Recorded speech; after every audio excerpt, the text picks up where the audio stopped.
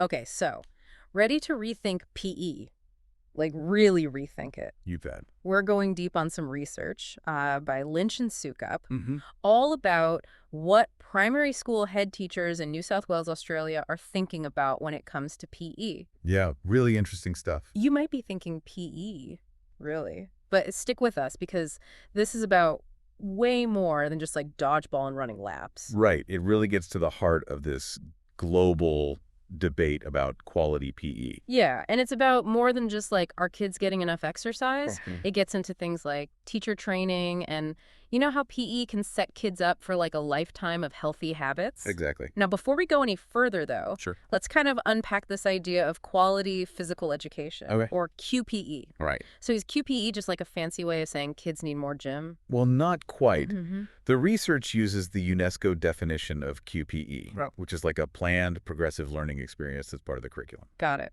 So it's more than just like random activities. Right. It's about building skills and understanding over time. Okay, that makes sense. And then there's this other term that keeps popping up, Yeah, physical literacy. that's a big one. I've heard that term, Yep. but I'll admit I'm not really sure what it means. Yeah, the research actually calls it a label and a bandwagon Okay. because there's so many definitions of physical literacy that it gets kind of confusing. Yeah, I can see that. But the core difference between those two terms Okay. comes down to where the focus is. Okay, I'm listening. So QPE is all about PE as a subject in schools, Mm-hmm. whereas physical literacy tends to focus on physical activity more broadly, like outside of school. Okay, so QPE is like the foundation you get in school, and physical literacy is how you apply that Exactly. Yeah, good way to put it. out in the real world. And that distinction is at the heart of this like global debate about how to make sure kids develop a love of movement and are active. Okay, and all of this isn't exactly new, is it? I mean, the research mentioned something about an Australian Senate inquiry into PE. Oh, yeah. Back in 1992, there was this big inquiry Okay. that basically revealed a crisis in PE. Wow. There were concerns about things like resources and teacher training Yeah. and how much time was actually dedicated to PE in schools. So this research by Lynch and Sukup is kind of like a follow-up to that. Yeah, exactly. They wanted to see like what's changed in New South Wales Okay. since that inquiry. Interesting. And one of the most striking findings was that a lot of those concerns from back then are still around today. Like, for example. Well, globally, there's this worry about the quality of PE instruction. Mm-hmm. Hardman's second worldwide survey of PE in schools actually showed this gap between what PE could be doing Okay. and what's actually happening in classrooms. So we know PE is important, but we're not really translating that into, like, good programs. Exactly. That's a good way to put it. Okay, and then there's this issue of teacher training that comes up again and again in the research. Right. And it seems to be especially a problem in primary schools. You know, England's a good example. They're really focusing on physical literacy over there, Okay. but they're relying a lot on sports coaches to deliver PE. Interesting. So does that even work? Can a sports coach really give kids that, holistic education that QPE is all about? That's a great question. And it's one that I think a lot of people are grappling with. Yeah, because a coach might be great at their sport, Right. but they might not know how to teach. Yeah. They might not have the training to actually design and deliver a full PE curriculum Right, exactly. that's going to help a child develop in all those different areas. Okay, so it sounds like we've got a global issue here, but let's focus in on Australia specifically. Yeah. What's happening in New South Wales? Well, one key difference in New South Wales is that classroom teachers, Okay, not specialist PE teachers, got it. are the ones responsible for delivering PE, Mm-hmm. which is actually pretty common in a lot of countries. So are those classroom teachers even ready for that? I mean, are they equipped to teach good PE?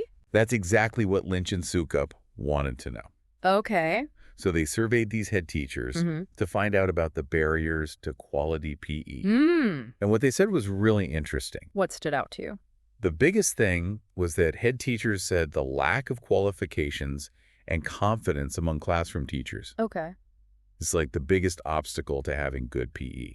Interesting. So they're saying that a lot of classroom teachers don't feel confident teaching PE. Yeah, and they don't always have the qualifications to back it up. So it's not just about knowing how to play a game or something. Right. It's about understanding child development Yeah. and how to adapt your teaching to different ages and abilities. Okay, that makes sense because a 5-year-old is going to learn differently than a 10-year-old. Exactly. But here's the thing that I thought was interesting. Yeah. A lot of those head teachers said they would love to have teachers who are trained as generalists and PE specialists. Yeah. Isn't that interesting? Yeah. Even though the system in New South Wales doesn't really have those specialists, it shows that head teachers see the value in having teachers with that deeper understanding of PE.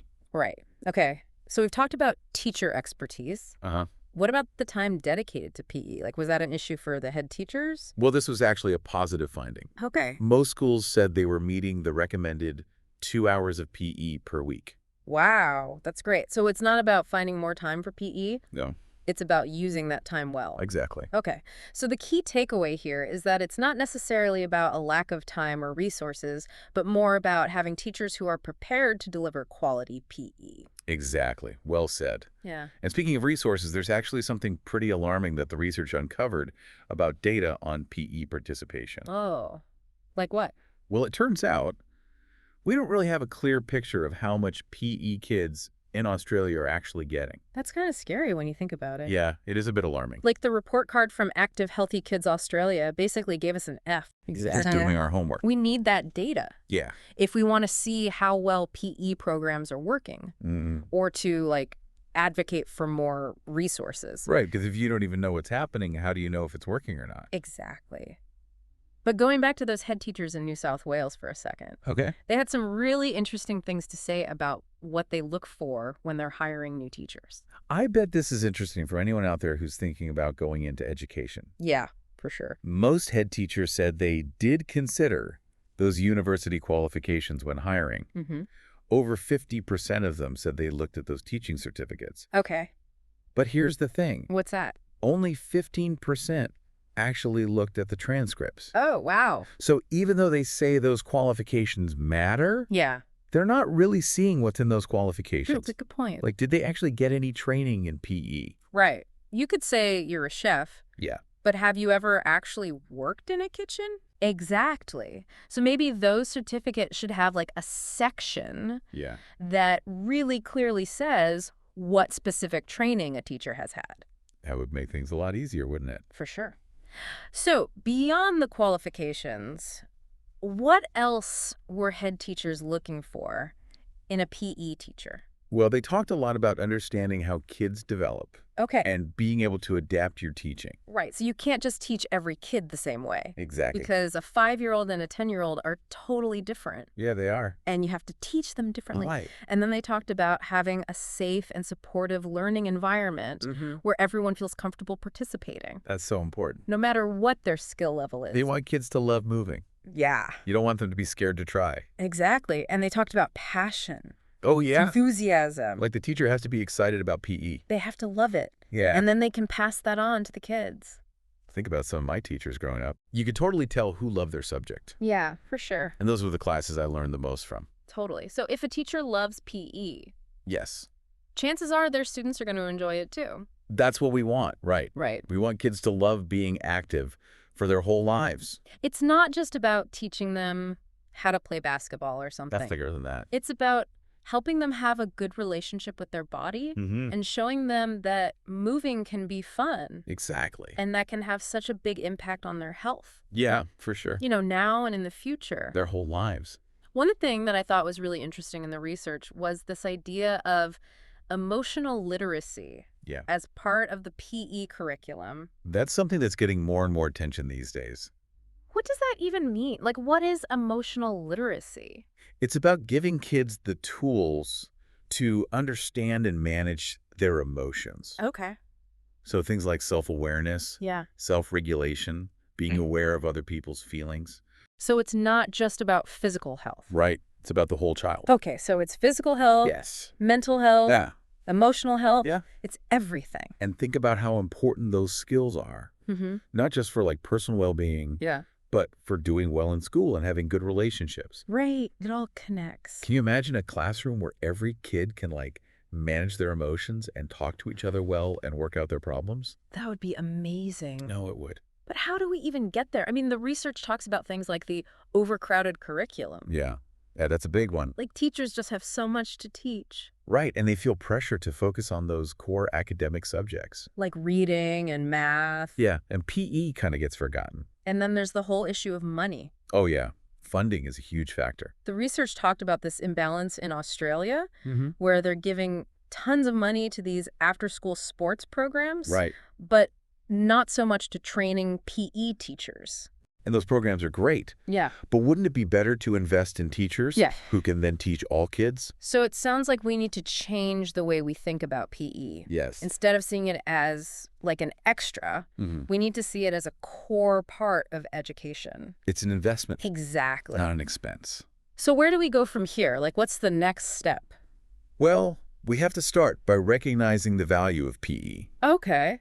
and explaining that value to everyone. Yeah, to parents and politicians and everyone. Exactly. We have to help people understand that PE is about way more than just being physically fit. And we have to support teachers. Yes. Give them the training and the resources they need. They're the ones doing the hard work. We're the ones in the classroom every day. Exactly. And we can't forget about the students. Oh, of course not. We have to create PE programs that are fun and engaging. If we want kids to be active, Yes. we have to make it something they actually enjoy. So as we go into the final part of our deep dive, we want you to think about what your ideal PE program would look like. That's a great question. What would you include? Yeah. How would you make it fun for all kids? We've been talking about like a total mindset shift when it comes to PE. Yeah, it's not just about ticking a box. Right. It's about making physical activity and movement like a core part of school life. Exactly, like woven into everything. And to do that, we need teachers who are really skilled, Yes. passionate about PE. It's not something just anyone can do. Right. It's more than just like blowing a whistle and saying run. Exactly. You need teachers who really know their stuff. They need to know how to connect with kids, Mm-hmm. make those lessons exciting, Yes. and adapt to different ages and abilities. A lot. Yeah, and it's not something you can just like learn overnight. Right. It takes training. You need good teacher training and then professional development after that. Teachers need support. The research mentioned this idea of having specialized PE training, Okay. but like within those general primary education degrees. Right. So every primary school teacher would graduate knowing how to teach PE. Yeah. That's a pretty cool idea. Yeah. It's already happening in some countries. I know. I think it's really promising. Yeah. It makes sure that all teachers have the basics down, but then it also lets those who are really passionate about PE Yeah. to go deeper and become specialists. So it's like having this built-in support system. Right. Even Yeah. if a school doesn't have a specific PE teacher, Yeah. there's still someone there who can help out. Exactly. Okay. So we've talked about teacher training. Mm-hmm. What about teachers who are already out there teaching? Professional development is key. Yeah, PE is changing all the time. There's new research, new technology, new ways of teaching. Teachers have to stay up to date. Right. They need to be able to learn and grow. And it's not just about like going to a conference every now and then. No, it's about creating this culture of collaboration. Yeah, like mentorship, Oh, I love that. where those experienced PE teachers can help out the newer ones. Exactly. Everyone helping each other out. So we've talked about teacher training, professional development. Yeah. Are there other things we can do to make PE better, more engaging for kids? Of course. There's so many things we can do. Yeah. What are you thinking? Well, one thing that I'm really excited about is integrating PE with other subjects. Oh, interesting. Like having movement breaks during math class. Exactly. I love that. Or using dance to teach history. Okay, yeah. It gets kids moving, and it shows them that physical activity is part of learning. Right. It's not separate. It's all connected. And what about getting parents and the community involved? Oh, that's huge. Yeah, the research mentioned that. We could have parents volunteer in PE classes Okay. or family fitness events. I love that. It makes PE more visible. Yeah, and it shows kids that everyone can be active. Exactly. And of course, we have to make PE fun. Right. We have to get rid of those old school PE classes. Yeah, no more drill sergeant. We need creative, exciting PE experiences. Dance, yoga, martial arts, Yes, all of that. adventure sports. Let's get kids moving and having fun. And it's not just about physical skills. It's Yeah. about teamwork, problem solving. All those important life skills. So as we wrap up this deep dive, we want you to think about how you can be an advocate for quality PE. Yeah. How can you help make a difference? It might be talking to your kid's teacher or principal or Mhm. volunteering your time. Even just spreading the word about how important PE is. Because at the end of the day, we all want the same thing. We want all kids to be healthy and happy. And that's what this deep dive has been all about. Thanks for listening. Let's get moving.